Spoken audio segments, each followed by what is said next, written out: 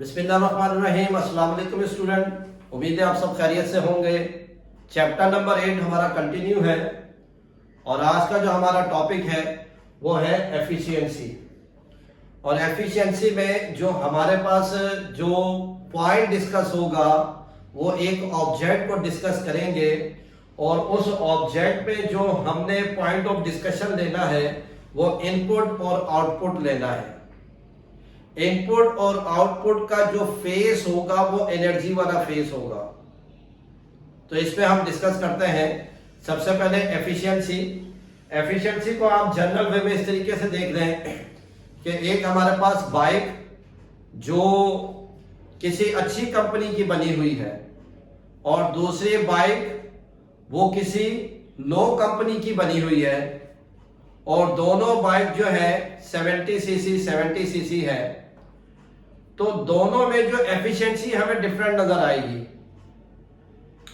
तो दोनों है 70 सीसी, दोनों बाइक हैं, लेकिन कंपनी के चेंज होने की वजह से दोनों में एफिशिएंसी का फर्क आ जाएगा। तो दूसरा अब हमारे पास जो है इस पे हम डिस्कस कर लेते हैं कि कोई भी मशीन जिसको हम एनर्जी दें तो उसका आउटपुट हमारे पास वर्क की शक्ल में आए। तो अब हमारे पास क्या है, जब हम किसी भी मशीन को एनर्जी देते हैं तो वो एनर्जी देना इनपुट कहलाएगा और उस एनर्जी की वजह से और उस इनपुट की वजह से जो मशीन अपनी एफिशिएंसी दिखाएगी, अपना वर्क दिखाएगा, वो किस फेस में दिखाएगा कि वर्क डन उसका हुआ है इनपुट के जरिए से। तो इनपुट यानी कि एनर्जी हमने दी एक मशीन को और उसकी वजह से उस मशीन ने वर्क डन किया है और वो हमारे पास कहलाएगा आउटपुट कहलाएगा, क्योंकि आउटपुट को हम E2 से शो करेंगे और इनपुट को E1 से शो करेंगे। तो ये तो जनरल वे में हमारे पास डिस्कशन आ गई। जिस तरीके से हमारे पास एक ड्रिल मशीन है या वॉशिंग मशीन है, ये वाटर मशीन है, तो नंबर ऑफ मशीन है हमारे पास ना। अगर हम ड्रिल मशीन की बात करते हैं तो ड्रिल मशीन को हम इनपुट देते हैं जिसको हम कह रहे हैं इनपुट को E1। तो अब मशीन को जो हमने इनपुट दिया जिसको हम E1 कह रहे हैं वो किस फेज में दिया है, किस शक्ल में दिया है, वो हमने दी है इलेक्ट्रिकल एनर्जी। तो ड्रिल मशीन को जो हमने इलेक्ट्रिकल एनर्जी दी है वो है इनपुट जिसको E1 कह रहे हैं और इसकी वजह से वो ड्रिल मशीन जो है अपना कुछ वर्क करेगी, उसकी वजह से वो वर्क डन होगा। तो वो जो वर्क डन होगा उसको हम क्या कहेंगे, आउटपुट। और आउटपुट को हम किससे डिनोट करेंगे, E2 से डिनोट करेंगे। तो इसमें हमने दो चीजें देखी हैं कि एक है हमारे पास इनपुट और एक है आउटपुट। इनपुट जो है हमारे पास E1 है और आउटपुट हमारे पास क्या है, E2 है। तो ये सारा इसके अंदर यही चीजें लिखी हुई है कि इनपुट देन मशीन का आउटपुट, वो हमारे पास इसके बिहाफ पर है। अगर हम अपनी बात कर लेते हैं कि अगर हम पानी पी रहे हैं तो हम एनर्जी को इनपुट कर रहे हैं अपनी बॉडी के अंदर और उस वाटर की वजह से, पानी की वजह से या अच्छे खुराक की वजह से, अच्छे फूड की वजह से, तो हम क्या करते हैं, हमारा वर्क डन ज्यादा हो जाता है, हम कैपेबल हो जाते हैं, हमारी एफिशिएंसी बढ़ जाती है। तो वो एफिशिएंसी का बढ़ना वो E2 कहलाएगा, वो हमारे पास क्या होगा, आउटपुट। तो इनपुट हमने एनर्जी दी किस शक्ल में दी है, लिक्विड की शक्ल में यानी कि वाटर की शक्ल में और अच्छे फूड की शक्ल में, ये इनपुट है, ये केमिकल एनर्जी है। और इसका आउटपुट जिसकी वजह से हम वर्क डन करेंगे, इसको E2 कहेंगे। तो हमारे पास ये कुछ एग्जाम्पल है। We give electric energy as input. Electric energy हम किसी भी मशीन को देंगे वो इनपुट होगी और जिस मशीन को देंगे वो मशीन, मैंने पहले ही बताया, वॉशिंग मशीन और ड्रिल मशीन है और ये अपना वर्क शो करेंगी, किस शक्ल में करेंगी, ये जो है आउटपुट की शक्ल में करेंगी, कुछ ना कुछ ये अपना वर्क परफॉर्म करेंगी।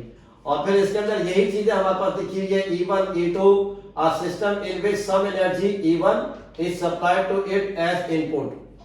तो किसी भी मशीन को जब हम सप्लाई दे रहे हैं, जब एनर्जी दे रहे हैं, वो हमारे पास इनपुट होगा, उसको E1 से शो करेंगे और वो मशीन जो अपना वर्क डन कर रही है उसको आउटपुट कहेंगे और उसको E2 से शो करेंगे। और फिर एफिशिएंसी की जो डेफिनेशन है स्टूडेंट, वो हमारे पास क्या है, the ratio of output to the input is called efficiency. क्योंकि जब भी हम रेशियो की बात करेंगे तो टू टर्म्स डिस्कस होंगी, रेशियो कभी भी एक टर्म का नहीं होगा, रेशियो हमेशा 2 पॉइंट्स में आएगा। अब इधर 2 पॉइंट्स क्या, आउटपुट और इनपुट, तो ये दो चीजें हैं, तो इसका मतलब रेशियो इसमें हमारे पास आ सकता है, रेशियो को डिस्कस कर सकते हैं। और फिर स्टूडेंट एफिशिएंसी को हमने डिनोट करना, ये सिंबल है, और इसको हम क्या बोलते हैं, ईटा, इसको हम बोलते हैं ईटा, और ये एन की तरह से होता है, लेकिन थोड़ा सा ये इसकी लेंथ में इजाफा होता है, तो ये हमारे पास क्या कहलाएगा, ईटा कहलाएगा। तो एफिशिएंसी को इस सिंबल से हम डिनोट करते हैं। अब ये तो आ गया हमारे पास जनरल डिस्कशन ना, कि इनपुट दे रहे हैं, आउटपुट आ रहा है, इनपुट E1 है, आउटपुट E2 है हमारे पास, ये तो हो गई जनरल डिस्कशन। अब ये भी होता है कि कोई आइडियल मशीन, आइडियल मशीन का मतलब यह है कि जिस मशीन को हम एनर्जी दे रहे हैं, इलेक्ट्रिकल एनर्जी, तो वो 100% एनर्जी को यूटिलाइज करे और 100% वो अपना वर्क शो करे। ऐसी कोई मशीन ही नहीं है। ऐसी मशीन को हम क्या कहते हैं, आइडियल मशीन। लेकिन आइडियल मशीन का कॉन्सेप्ट है ही नहीं। अगर हम बात करते हैं ड्रिल मशीन की, उसको इनपुट दे रहे हैं हम इलेक्ट्रिकल एनर्जी E1, तो जब उससे हम वर्क लेते हैं तो वर्क का मतलब क्या है, उसमें हीट एनर्जी आती है, उसमें साउंड एनर्जी आती है, उसके अंदर वाइब्रेशन होती है, तो जिसकी वजह से एनर्जी का लॉस होता है, एनर्जी का लॉस होगा हमारे पास। तो इसका मतलब 100% वर्क डन नहीं होगा। जितनी एनर्जी दे रहे हैं उस एनर्जी की वजह से उतना वर्क डन हमें नहीं मिल रहा, क्योंकि बीच में एनर्जी का लॉसेज हो रहा है। तो ये हमारे पास आ गया। और फिर इसका जो फार्मूला है एफिशिएंसी का, energy output E2, energy input E1। अब ये डायग्राम दी हुई है स्टूडेंट कि हमारे पास ये एक पूरी जो है मशीन है ब्लू पार्ट में, और इसको हम इनपुट दे रहे हैं जिसको हम कह रहे हैं E1, और फिर जब इसको हमने एनर्जी दी है E1 इनपुट की शक्ल में, तो इस मशीन में क्या वो प्रोसेस हुआ, कुछ वर्क हुआ, और जब वर्क हो रहा है तो इसमें, तो ये आउटपुट में हमें क्या दे रहा है, E2 दे रहा है। ये इसका आउटपुट, जब ये वर्क करेगा तो ये आउटपुट होगा।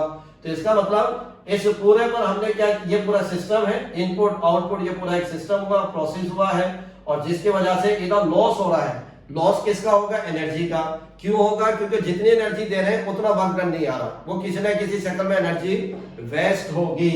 और फाइनली जो एफिशिएंसी हमारे पास है E2/E1 मल्टीप्लाई बाय 100। तो एफिशिएंसी इनपुट आउटपुट, किसी भी मशीन को जो एनर्जी देते हैं उस एनर्जी का जो हमारे पास मशीन के जरिए से जो आउटपुट होता है वो हमारे पास वर्क डन कहलाता है। तो आज का टॉपिक स्टूडेंट ये हमारे पास एफिशिएंसी था। उम्मीद है आपको ये आज का टॉपिक समझ में आया होगा। अस्सलाम वालेकुम।